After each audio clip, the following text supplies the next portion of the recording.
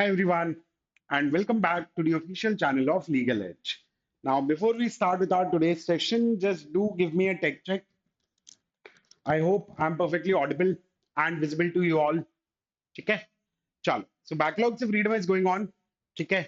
कल उस बैकलॉग में से एक टॉपिक से हमने बहुत इंपॉर्टेंट फ्रीडम ऑब्टेन किया, which was with respect to the important articles of the Constitution of India. कल मैंने आपको जितने भी आर्टिकल्स बताए हैं उनको प्लीज बाय हार्ट याद कर लेना. बहुत सारे लोगों के मन में था कि सर आपने तो सारे आर्टिकल्स बता दिए, सारे के सारे ही आर्टिकल्स बता दिए. तो देखो यार, पॉइंट क्या है ना, article 1 to article 51A of the constitution are very important from the purposes of your paper. चाहे एलेट की बात करो, चाहे क्लैट की बात करो, या दिसंबर में जो एक और एंट्रेंस एग्जामिनेशन कंडक्ट होगा विच इज स्लैट, चाहे आप स्लैट के पॉइंट ऑफ व्यू से देखो. Article 1 to article 51A, that is part 1, 2, 3 and 4, they are very important और most important parts of the constitution आपके एग्जामिनेशन के पर्सपेक्टिव से. इसलिए वो सारे आर्टिकल्स मैंने आपको बता दिए थे. वहां पर आपको आर्टिकल का नंबर और उसकी हेडिंग याद करके रखनी है. आज हम अपने बैकलॉग्स फ्रीडम में से एक और टॉपिक से, एक और कंसर्न से फ्रीडम लेने वाले हैं, which is the important landmark cases of constitution of India. ठीक है? कॉन्स्टिट्यूशन लॉ से रिलेटेड देखो, रिसेंटली जितने भी जजमेंट्स आए थे इन द ईयर 2026, उन सारे जजमेंट्स को हमने दो पार्ट्स में कवर कर लिया. अगर आपने वो चीज कवर नहीं की हो तो वीडियो सेक्शन में जाकर आपको पुराने वीडियोस में वो टॉपिक मिल जाएंगे, जहां पर landmark judgments of 2026 were covered comprehensively अच्छे से. ठीक है? But at the same point of time बहुत सारे लोगों को ये भी कंसर्न होता है कि सर पुराने भी बहुत सारे जजमेंट हैं, जैसे ए के गोपालन है, केशवानंद भारती है, मिनर्वा मिल्स है, के एम नानावटी है. इन सारे जजमेंट्स में से हमें किन किन जजमेंट्स को पढ़ना है और समझना है. तो उन सारे जजमेंट्स में से कुछ बेसिक जो मोस्ट इंपॉर्टेंट फंडामेंटल जजमेंट्स हैं आपके पेपर के पॉइंट ऑफ व्यू से, ऐसे 20 प्लस जजमेंट्स को हम आज के सेशन में कवर करेंगे. एंड जितने लैंडमार्क केसेस मैं आपको आज यहाँ पर क्लास में बताऊंगा, उतने लैंडमार्क केसेस आप अच्छे से पढ़ के रख लो हमारे साथ इस सेशन में. That will be more than sufficient. बहुत ज्यादा उन जजमेंट्स के डिटेल में आपको जाने की जरूरत नहीं है. मन में अगर डाउट हो, मन में अगर कंसर्न हो कि सर कॉन्स्टिट्यूशन में तो और भी कुछ कुछ चीजें हैं, तो उस चीज को लेकर टेंशन मत लो. सारी चीजें आप लोगों को यहाँ पर प्रोवाइड करवा दी जाएंगी. ठीक है? So let's begin. यहाँ पर आज के सेशन में we'll be covering around more than 20 plus judgments which are important from the purposes of your paper. ठीक है? 20 plus landmark judgments in relation to the Constitution of India which has been delivered by the Supreme Court of our country. ठीक है? Supreme court ने इन judgements को time to time deliver किया है. इन सारे judgements को हम आज के सेशन में चलिए अब कवर करना शुरू करते हैं. ठीक है? So the first case which you have is the case of A.K. Gopalan versus State of Madras. This is the case of year 1950. And this case is related to Article 21 of the Constitution which talks about right to life and personal liberty. ठीक है? तो देखो, case था क्या exactly, इस बारे में हम समझते हैं. So when we look at Article 21 of the Constitution, Article 21 of the Constitution of India talks about protection of life and personal liberty. Article 21 talks about protection of life and personal liberty, जहां पर article ये चीज कहता है that no person shall be deprived of life and personal liberty except in accordance with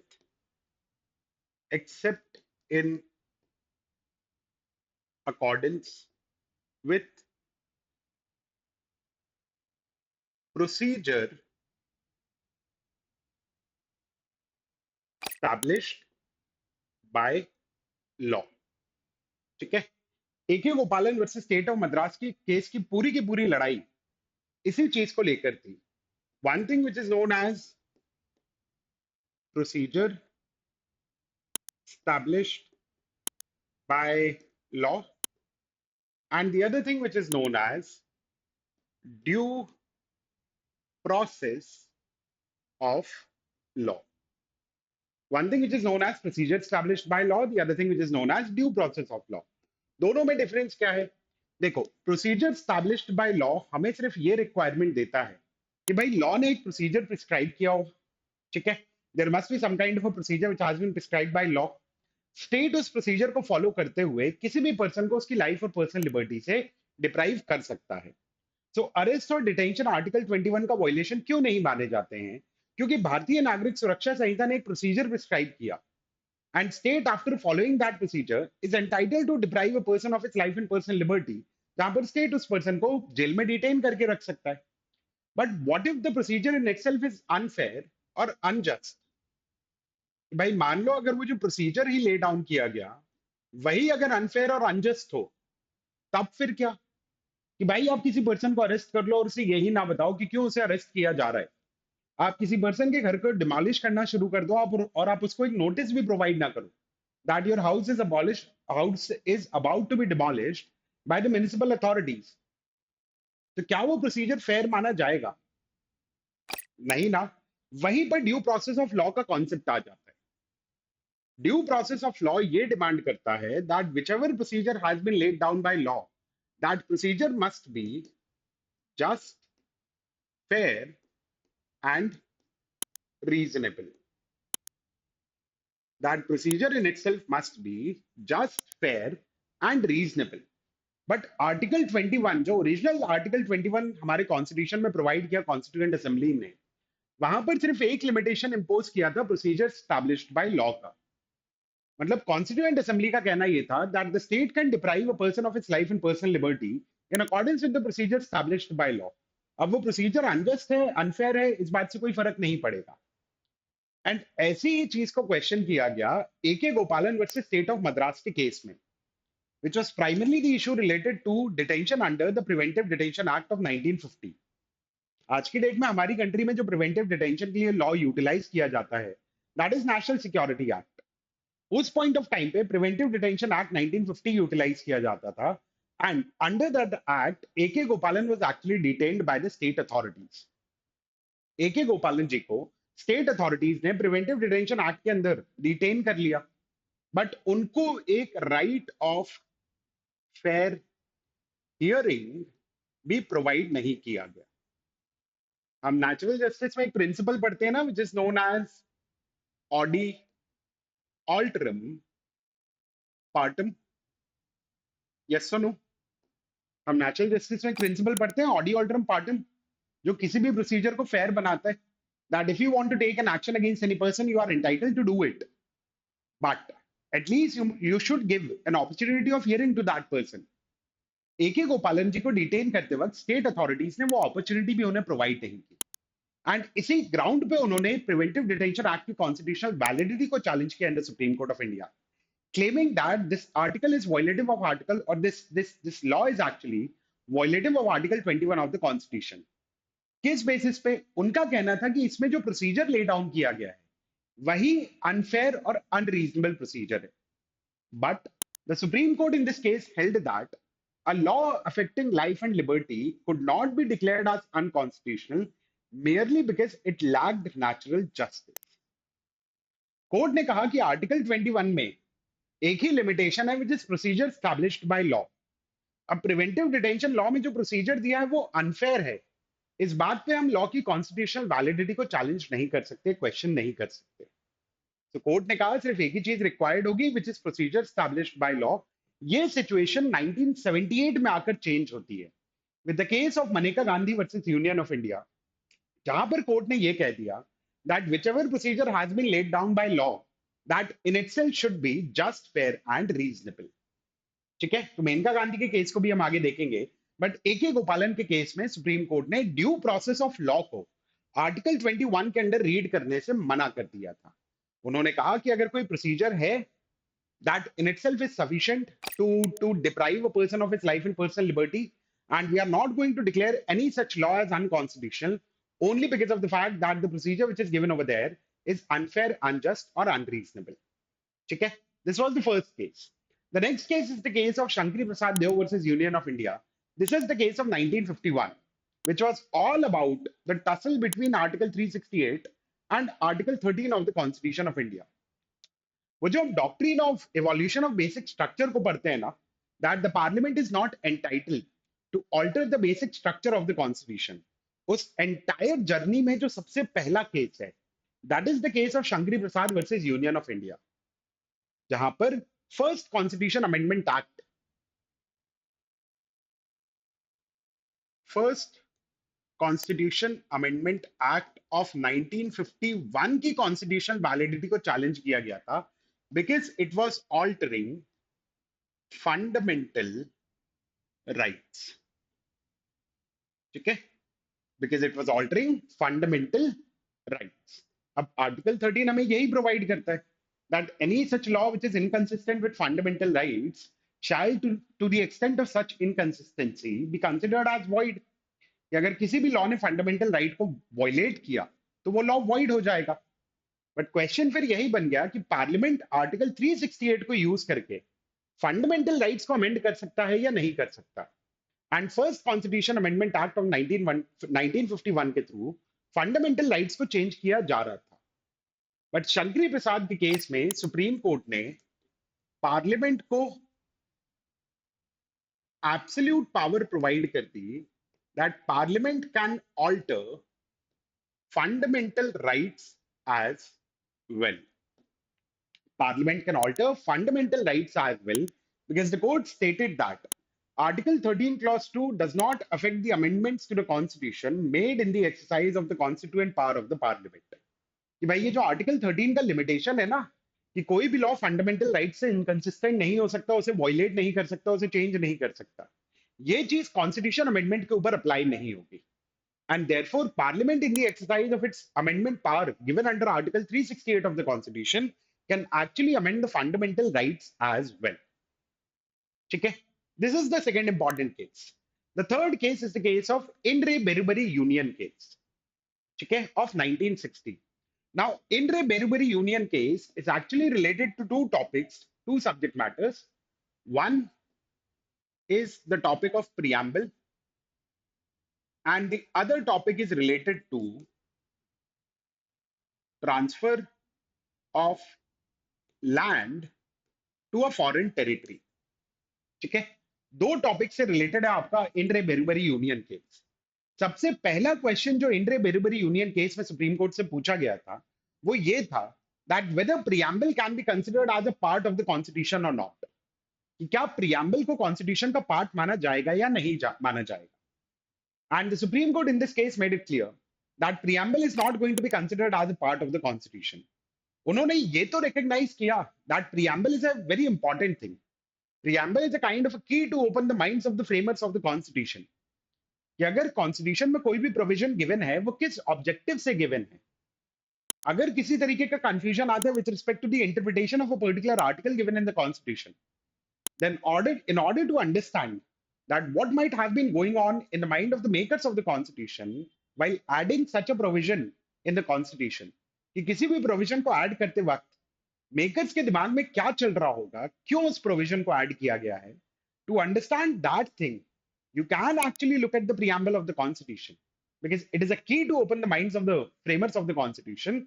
but the court said that nevertheless it is not part of the constitution। Preamble को constitution का लेकिन part नहीं माना जाएगा। And दूसरी चीज थी with respect to transfer of land. Transfer of land का मतलब देखो बेरुबरी यूनियन ना वेस्ट बंगाल और उस पॉइंट ऑफ टाइम पे जो ईस्ट पाकिस्तान था उससे रिलेटेड था। ब्रिटिशर्स ने जब मैप बनाया ना तो आंख बंद करके मैप बनाया literally. The person who was actually in charge of drawing the boundary line between India and Pakistan at that point of time had never visited south Asia before that. तो रैटक्लिफ साहब ने एक ऐसे ही मैप बनाना शुरू कर दिया और पुलिस स्टेशन पकड़ के उन्होंने लाइन ड्रॉ कर दी।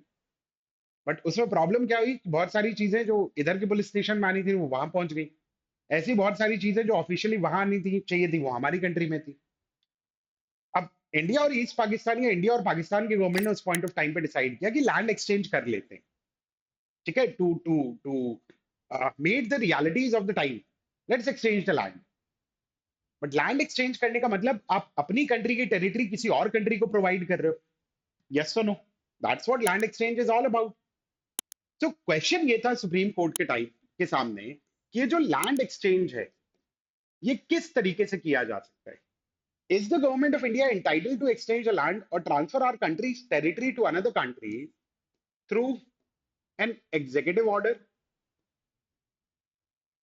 or legislation can be used for the purposes of doing the same, or constitution amendment will be required or constitution amendment will be required for the purposes of the exchange of land. ठीक है कि इन तीनों में से किस तरीके को government of India को फॉलो करना पड़ेगा अगर ट्रांसफर ऑफ लैंड करना हो, है ना। एंड इसी चीज पे अब मुझे चैट बॉक्स में आप लोग एक चीज बताना, जो रिसेंटली इंडिया बांग्लादेश के बीच में लैंड एक्सचेंज हुआ था वो किस कॉन्स्टिट्यूशन अमेंडमेंट के थ्रू हुआ था। कॉन्स्टिट्यूशन अमेंडमेंट करना ही क्यों पड़ा, क्योंकि in re Berubari union case में सुप्रीम कोर्ट ने ये चीज क्लियर करी that transfer of property, that is if the country wants to give their own territory to another country, such a transfer of property can be done through amendment under Article 368 of the Constitution of India. वो चीज आप executive order legislation के through नहीं कर सकते हो। Constitution amendment would be required for the purposes of transfer of property to another country. ठीक है, so this was the case of inter Berubari union. The next important case was the case of Golaknath versus state of Punjab. ये case भी हमारा related है उसी doctrine of basic structure of the constitution से related. Shankari Prasad, Sajjan Singh versus state of Rajasthan, Golaknath versus state of Punjab, Keshav Bharati versus state of Kerala, and then Minerva Mills versus union of India. ये 5 important cases हैं आपके वो basic structure of Indian constitution से related. Shankari Prasad Dev versus union of India में 1951 में supreme court ने ये चीज कह दी that Parliament, in the exercise of its constituent power given under Article 368 of the Constitution, can amend anything in the Constitution, including Part 3 as well. कि parliament article 368 की power के अंडर किसी भी चीज को कॉन्स्टिट्यूशन में अमेंड कर सकती है, फंडामेंटल राइट्स को भी अमेंड किया जा सकता है। उसी चीज को दोबारा सुप्रीम कोर्ट के सामने क्वेश्चन किया गया इन the case of Golaknath versus state of Punjab. Again the amendment power of the parliament was in question and 11 जजेस की बेंच बैठी इस केस में। आप सब लोगों ने शायद सुना होगा कि Keshav Bharati versus state of Kerala में आज तक की हमारी सुप्रीम कोर्ट की सबसे बड़ी बेंच बैठी है। बट उसके पहले अगर देखने जाओ ना तो गोलकनाथ की bench was the largest bench जहां पर 11 जजेस बैठे थे। एंड सुप्रीम कोर्ट ने अपना डिसीजन चेंज किया और सुप्रीम कोर्ट ने कहा that parliament could not amend part 3 of the constitution. Parliament article 368 की पावर्स को यूटिलाइज करके फंडामेंटल राइट्स में किसी भी तरीके का चेंज नहीं कर सकते, that is not allowed. And therefore, limitation under Article 13 of the Constitution is applicable on the constituent power of the Parliament as well. कि आर्टिकल 13 का वो लिमिटेशन है ना कि पार्लियामेंट ऐसा कोई लॉ नहीं बनाएगा जो फंडामेंटल राइट्स को वॉयलेट करे, वो लिमिटेशन कॉन्स्टिट्यूशन अमेंडमेंट के ऊपर भी अप्लाई होगा। And therefore according to that parliament is not entitled to amend the constitution in a way wherein they are actually altering the fundamental rights of the Constitution of India as well. तो exact U turn था। But finally फिर ये पूरा का पूरा dispute settle हुआ in the case of Keshav Bharati versus state of Kerala. देखो, evolution of basic structure या केशव भारती की पूरी कहानी समझनी हो तो ऑलरेडी इस चैनल पे एक वीडियो अपलोडेड है। ठीक है, उस सेशन को आप देख लेना, करीब आधे घंटे 45 मिनट्स के सेशन में मैंने उस पूरी कहानी को डिस्कस किया है कि क्या इशू था, कैसे सॉल्व हुआ, क्या सारी चीजें थी।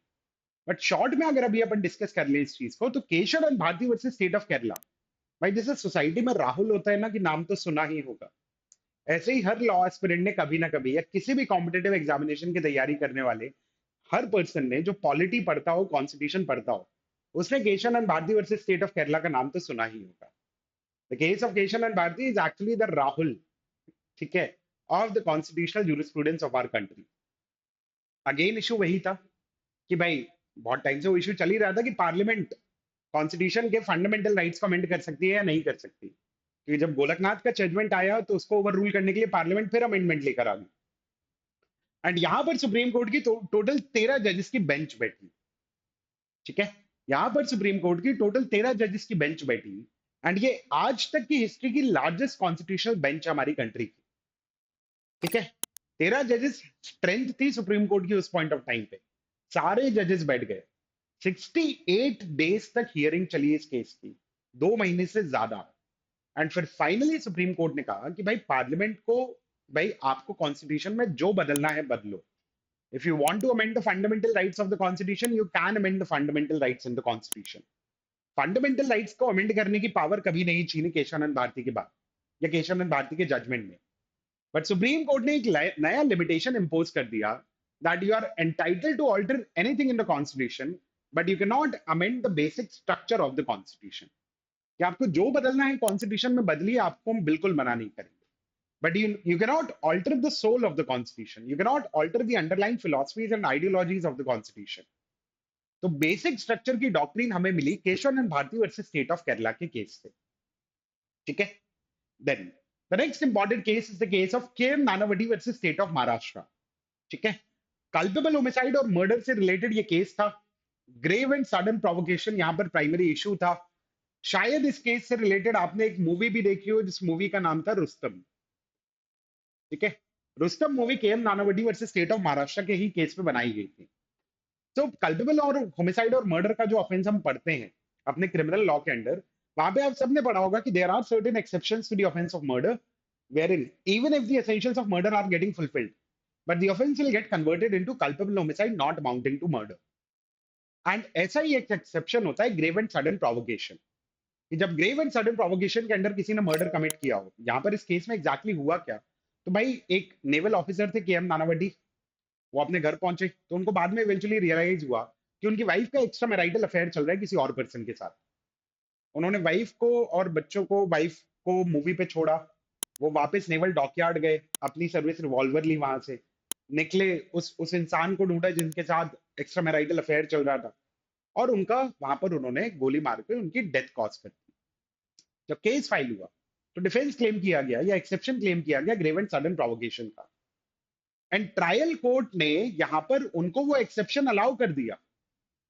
ठीक है, उस पॉइंट ऑफ टाइम पे ना हमारी कंट्री में जूरी सिस्टम चलता था। ठीक है, कि क्रिमिनल ट्रायल्स के टाइम पीरियड पे जज used to sit to decide the case and along with जज जूरी भी वहां पर बैठती थी केस को सुनने के लिए। And jury in this case got highly influenced by media reporting of the case as well. Media में जिस तरीके की रिपोर्टिंग हुई केस की, उससे जूरी के डिसीजन पे बहुत ज्यादा इन्फ्लुएंस आया, एंड जूरी ने उनको एक तरीके से अक्विट कर दिया। हाईकोर्ट पे जाकर जजमेंट चेंज हुआ और फिर सुप्रीम कोर्ट ने इस केस को लेकर ये चीज क्लियर कर दी that jury system is going to be abolished in our country. So abolition of jury system के बारे में अगर आपसे कोई पूछे, then that is the case of K M Nanavati versus state of Maharashtra, जिसके थ्रू जूरी सिस्टम को अबॉलिश किया गया हमारी कंट्री में।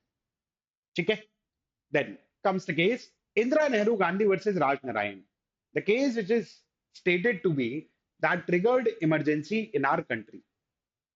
ठीक है, इलाहाबाद हाईकोर्ट का सबसे पहले इसमें वर्डिक्ट आया, और इलाहाबाद हाईकोर्ट के वर्डिक्ट के बाद मैटर पहुंचा सुप्रीम कोर्ट ऑफ इंडिया, और पूरी की पूरी लड़ाई थी रिप्रेजेंटेशन ऑफ पीपल एक्ट 1951 से रिलेटेड। तो 1971 के अराउंड जो कंट्री में इलेक्शंस हुए, ठीक है, 1970s के अराउंड कंट्री में जो इलेक्शंस हुए ना, उन इलेक्शंस में इंदिरा नेहरू गांधी के अगेंस्ट लड़ रहे थे राज नारायण। इंदिरा गांधी जी वो इलेक्शन जीत गई, एंड सब्सिक्वेंटली राज नारायण ने इलेक्शन पिटीशन फाइल करा इलाहाबाद हाईकोर्ट में, challenging the validity of Mrs Gandhi's election. किस ग्राउंड पे? उन्होंने कहा कि रिप्रेजेंटेशन ऑफ पीपल एक्ट ये कहता है कि भाई कोई भी पर्सन गवर्नमेंट मशीनरी को यूटिलाइज नहीं कर सकता for the election campaign.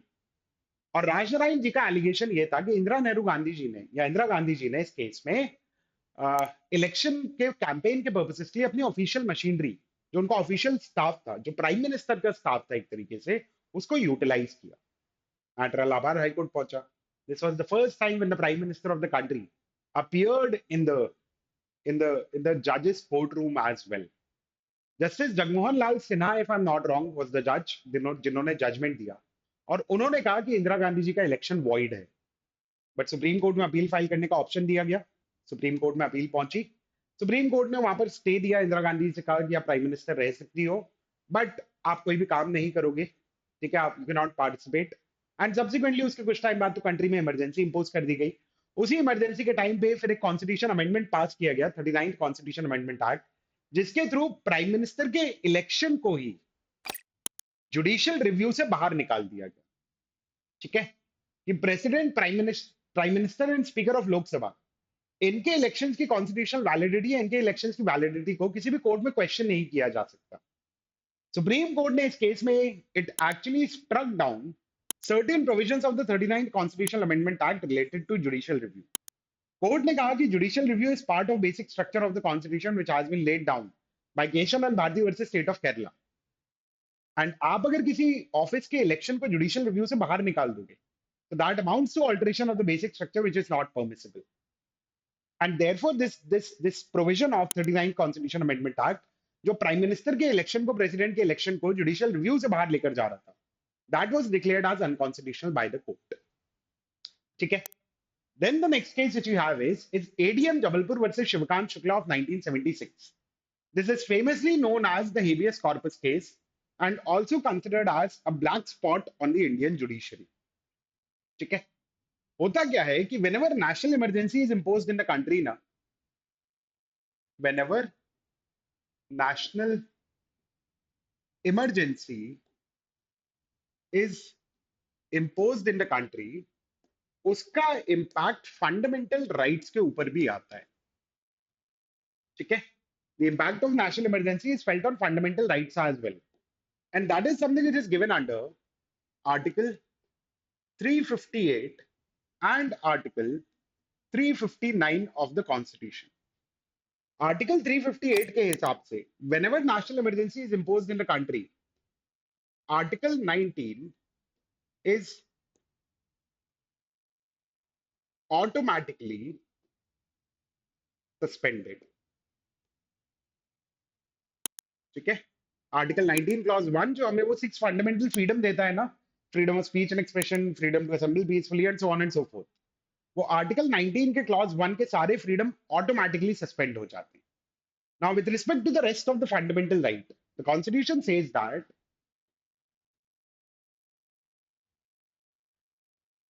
the constitution says that enforcement of other fundamental rights can be suspended by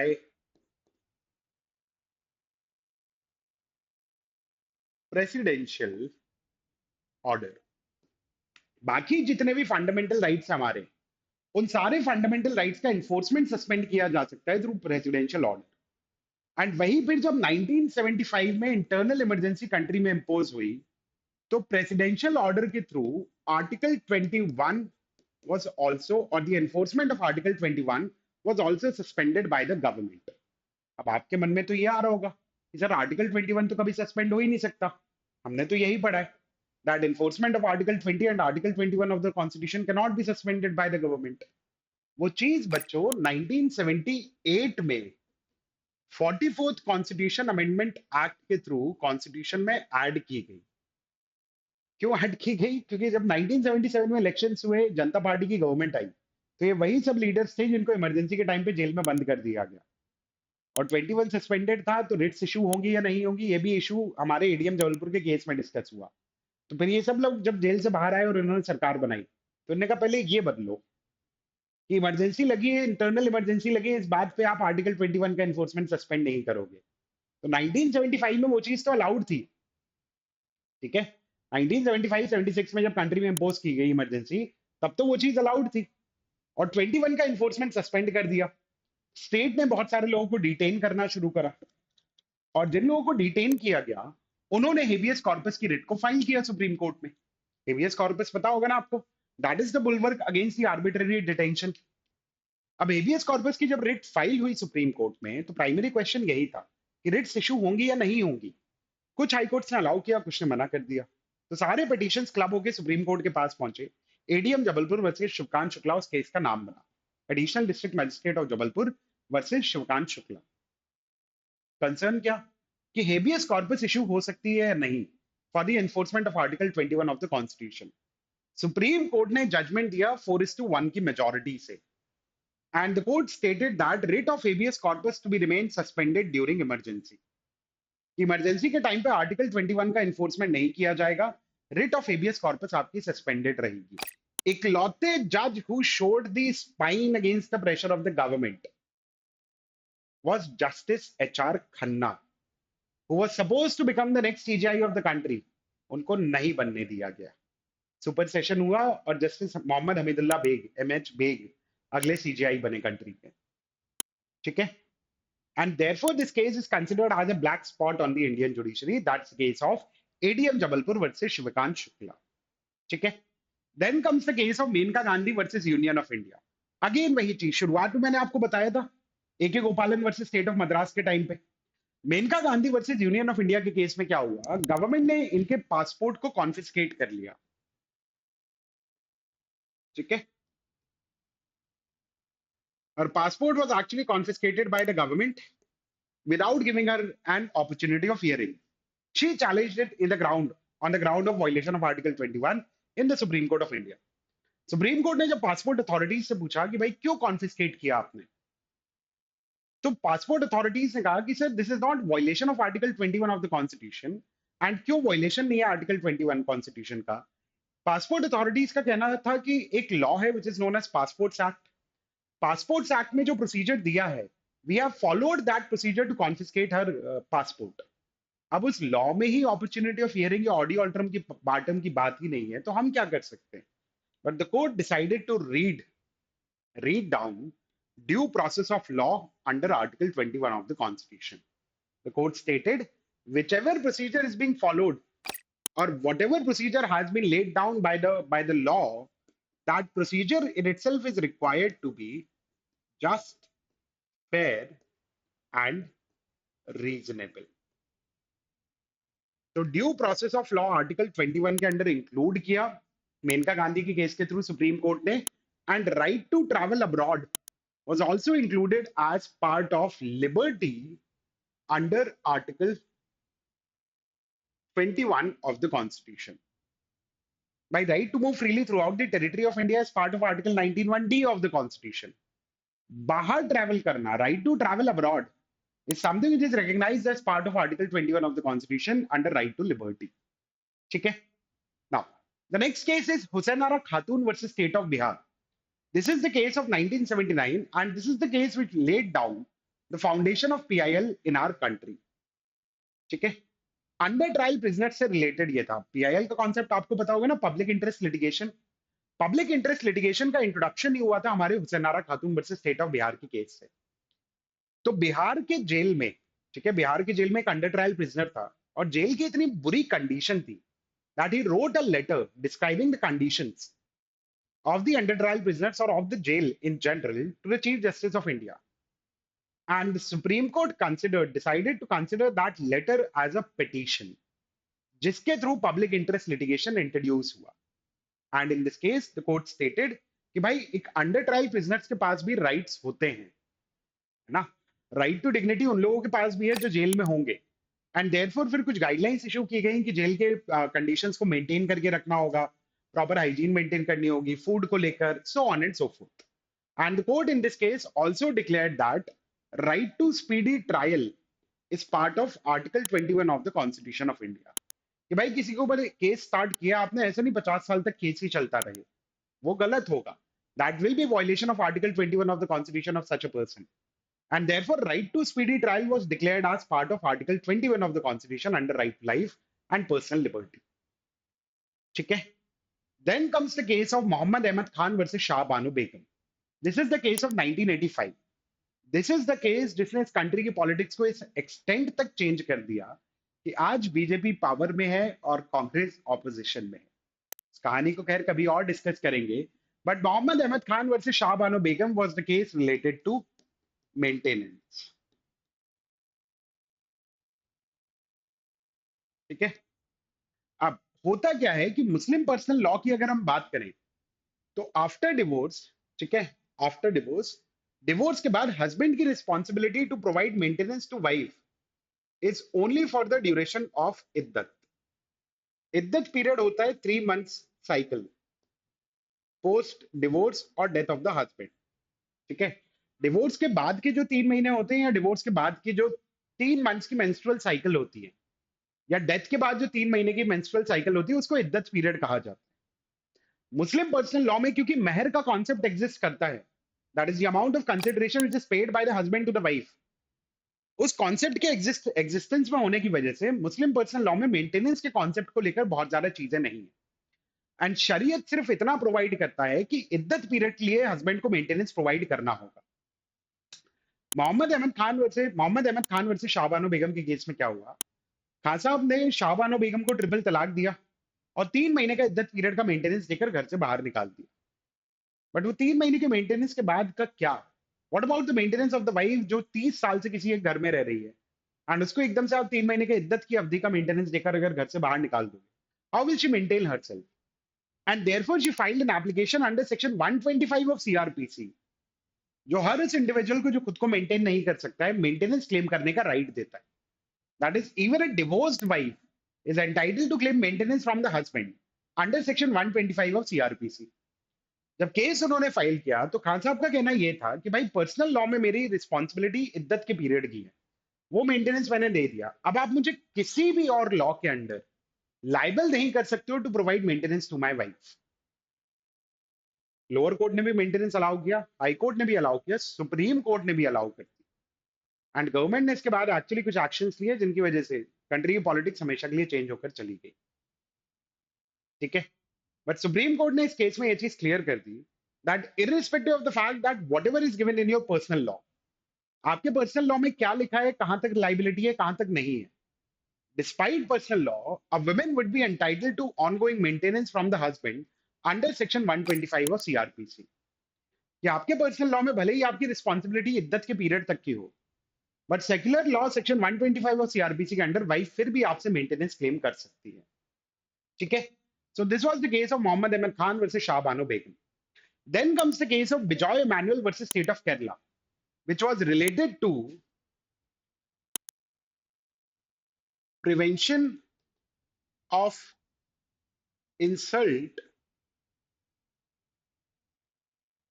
to National Honors Act 1971।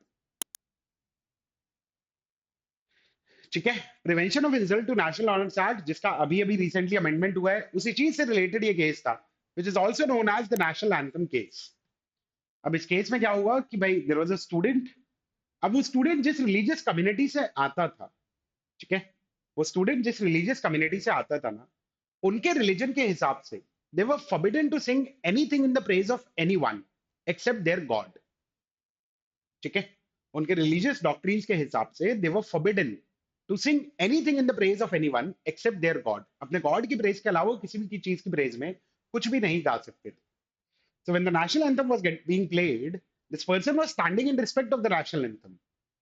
ठीक है, वो पर्सन नेशनल एंथम के रिस्पेक्ट में ही was standing, but he was not ready to sing it, तो उसे school से निकाल दिया गया। और prevention of insults to national honour act 1971 के अंडर उसके ऊपर केस फाइल हो गया। ठीक है, for causing insult to the national anthem. The matter reached the supreme court of this country. Supreme court ने कहा कि भाई कोई नेशनल ऑनर्स एक्ट का कोई ऑफेंस यहाँ पर क्रिएट नहीं हो रहा है। ठीक है, because there is no provision in law which can oblige a person to sing the national anthem as long as the person is standing in respect of national anthem। ठीक है, as long as the person is standing in respect of the national anthem, there is no law in our country which can force the person to sing the same as well। And this shows that article 91A of the constitution, which gives us freedom of speech and expression, also includes a right to remain silent as well।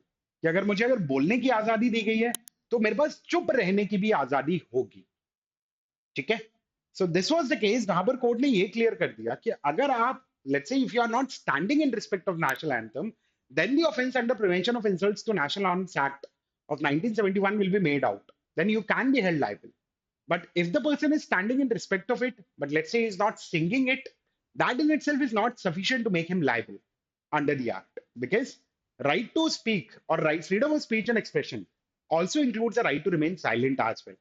और यहां पर जो लड़ाई थी वो article 25 freedom of religion, क्योंकि उसके religion में ये कहा गया that you are not suppose to sing anything in the praise of anyone except your god, article 19(1)(a and the respect of national anthem। ठीक है, so this was the case of Bijoy Emanuel versus State of Kerala। The next case which we have is the case of Indra Sawhney versus Union of India।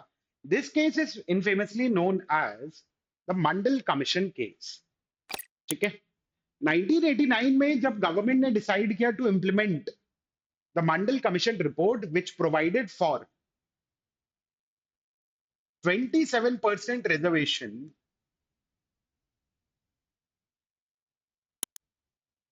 To other backward classes. इसके बाद country में protest हुए, बहुत सारी चीजें चली, and the constitutional validity of this 27% reservation to OBC was challenged in the case of Indira Sahni versus union of India. क्योंकि 22% reservation करीब ऑलरेडी एग्जिस्ट कर रहा था एससीज और एसटीज के फेवर में, 27% करीब और आपने ऐड कर दिया, फिर पीडब्ल्यूडी रिजर्वेशन अलग होता है एग्जिस्ट।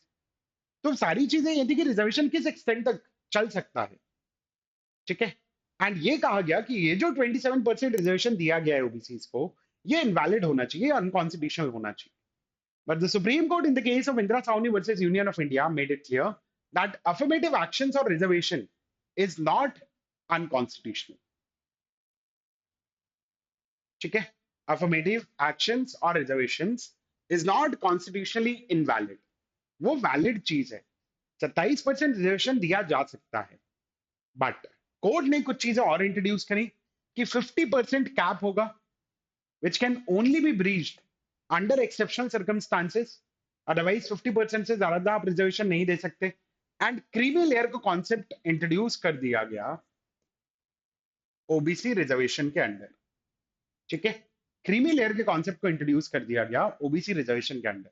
अभी अब कंट्री में डिस्कशन चल रहा है क्या एससी एसटीज में भी उस क्रीमी लेयर को इंट्रोड्यूस करना सही बात होगी। That is a different subject matter. अगर कभी लगेगा तो आप लोग मुझे सेशन खत्म होने के बाद कमेंट्स में बता देना। मैं सिर्फ उन्हीं केसेस को डिस्कस करूंगा, the entire evolution and philosophy of reservation in our country. अगर रिक्वायरमेंट होती है आप लोग, once the session is over तो कमेंट में मुझको बता देना। बट उस क्रीमी लेयर को इंट्रोड्यूस ओबीसी रिजर्वेशन में Indira Sahni versus union of India के केस के थ्रू किया गया, ठीक है। Then the next case which we have is the case of SR Bommai versus union of India, which was related to Article 356 of the Constitution. Article 356 of the Constitution में क्या होता है? Constitutional emergency और state emergency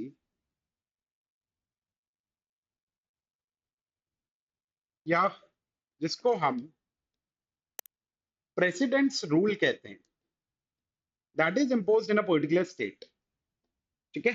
constitution emergency, state emergency, या जिसको हम presidents rule कहते हैं ना, that is something which is imposed in a given state. अब ये इम्पोज कैसे हो सकती है? So the president either on the report of the governor,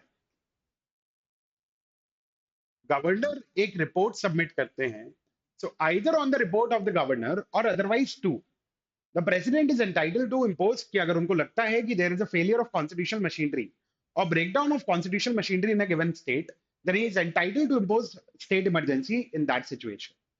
but point ये था कि ये जो डिस्क्रिशन एक्सरसाइज किया जा रहा है बाय द गवर्नर, ये जो डिस्क्रिशन एक्सरसाइज किया जा रहा है बाय द गवर्नर और by the president to impose state emergency in a given state, is it immune from judicial review? क्योंकि article 356 is one of the most misused provision of our constitution, ठीक है। इस provision को लेकर doctor B are Ambedkar साहब ने constituent assembly में कहा था कि this will remain like a dead letter law. उन्हें क्या पता था कि this is going to become the most lively letter law of the constitution of our country. इतना मिसयूज किया गया इसका कि फाइनली फिर सुप्रीम कोर्ट को ये चीज क्लियर करनी पड़ी that the action taken by the president और the governor with respect to the imposition of constitutional emergency is not immune from judicial review. ऐसा नहीं है आपके डिस्क्रिशनरी पावर की एक्सरसाइज का जुडिशियल रिव्यू नहीं हो सकता। And if the action is found to be mala fide, the court can strike down the proclamation of imposition of president rule as well. और उत्तराखंड जैसे स्टेट्स को लेकर उस प्रोक्लेमेशन को स्ट्राइक डाउन किया है कोर्ट्स ने कि भाई अगर कोर्ट को लगा कि मैलिफाइड इंटेंशन के साथ कॉन्स्टिट्यूशनल इमरजेंसी या प्रेसिडेंट्स रूल को इंपोज किया जा रहा है, then the state will be entitled or the court will be entitled to declare that proclamation as unconstitutional as well, ठीक है। चल, then the next case is the case of Sarla Mudgal versus Union of India. This case was related to bigamy. भाई जब Hindu marriage act पास हुआ,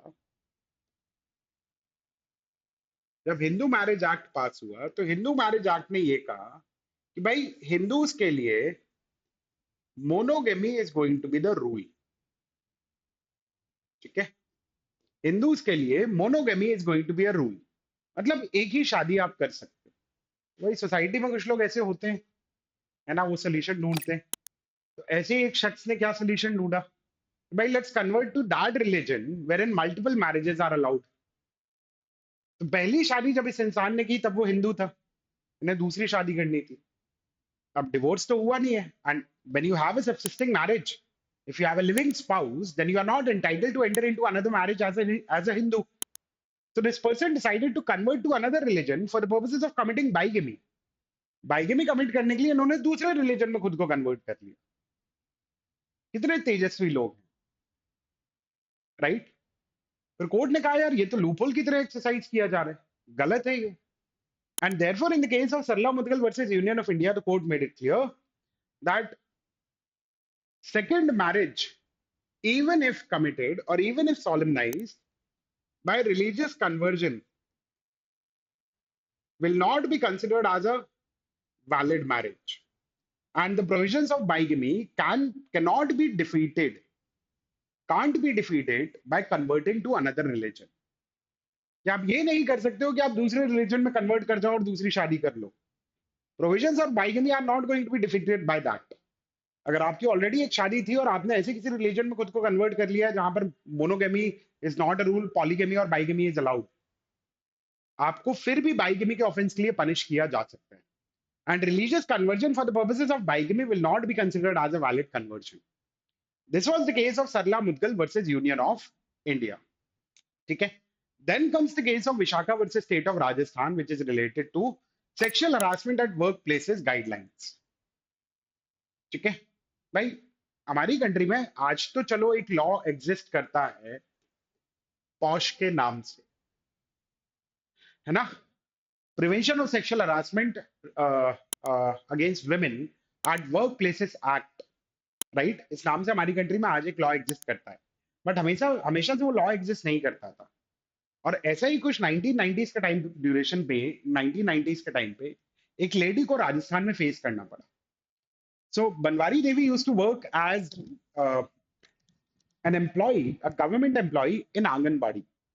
ठीक है. Public welfare centres या wellness centres होते हैं, पब्लिक सेंटर्स होते हैं जो बहुत सारी चीजों के लिए यूज किए जाते हैं. आंगनबाड़ी कहते हैं हम उनको. तो वो आंगनबाड़ी में काम करती थी. अब राजस्थान में child marriage is something which was prevalent at that point of time, the evil of child marriage. तो उन्होंने एक चाइल्ड मैरिज का विरोध किया.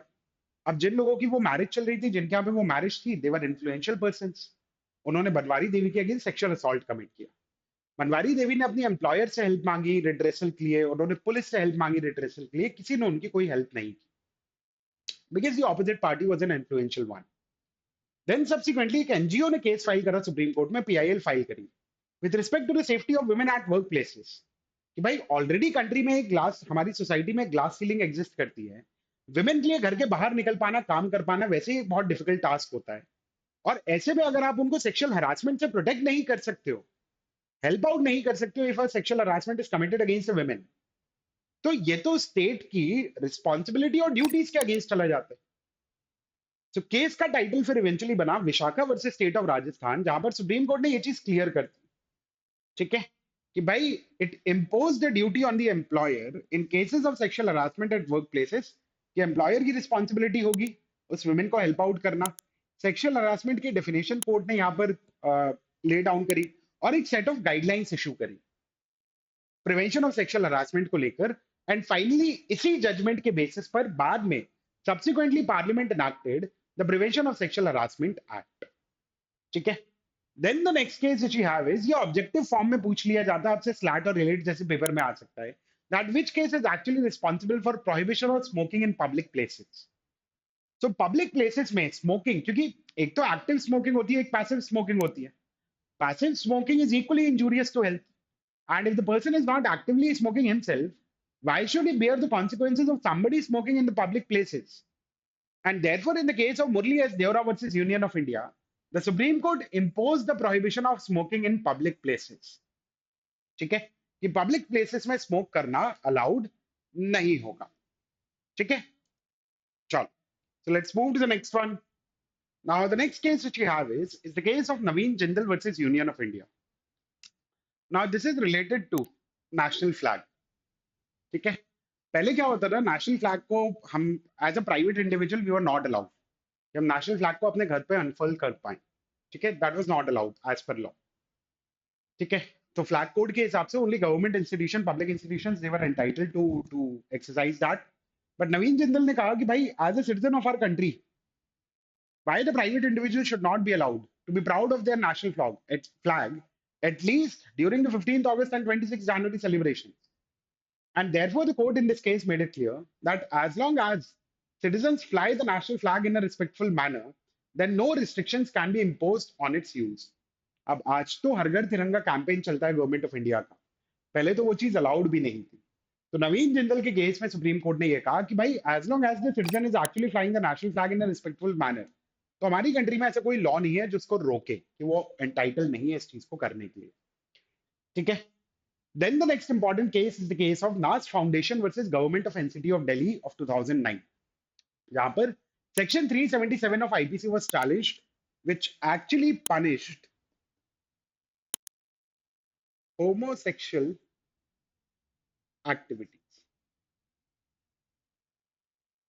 Homosexual sexual activities को ये punish करता था। ठीक है।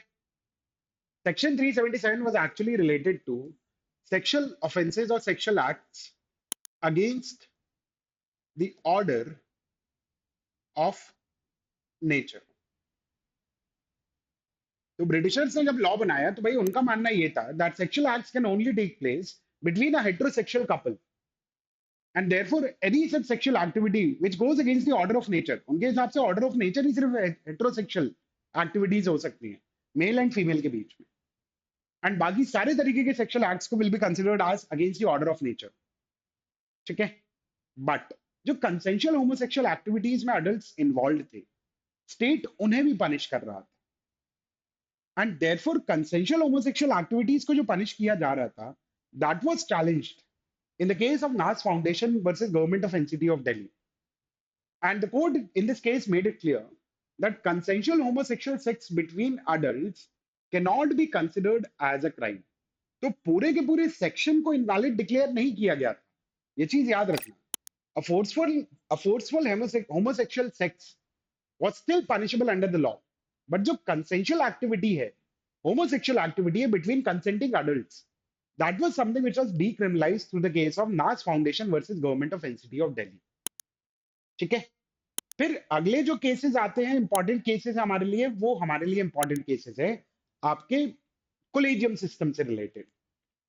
तो कोलिजियम सिस्टम से रिलेटेड जो सबसे पहला केस था, that was the case of SP Gupta versus union of India in the year 1982, which is also known as the first जजेस केस। तो कॉन्स्टिट्यूशन ये कहता है with respect to the appointment of जजेस of the higher judiciary, that is supreme court and high court, that president shall appoint the जजेस in consultation.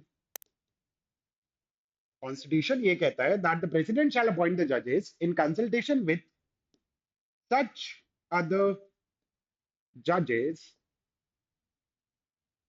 as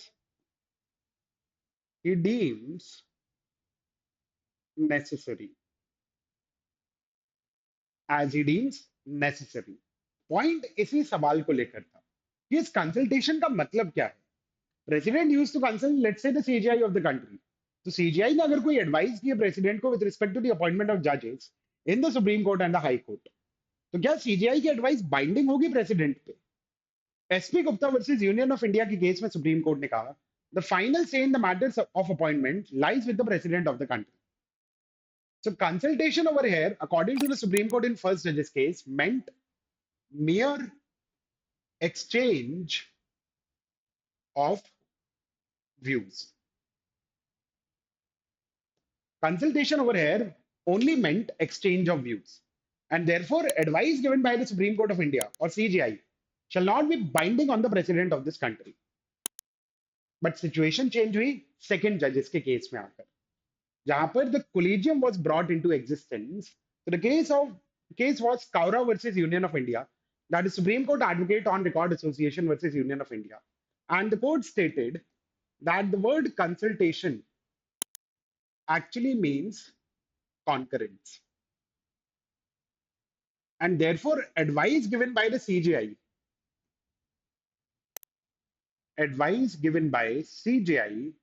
is binding on the president.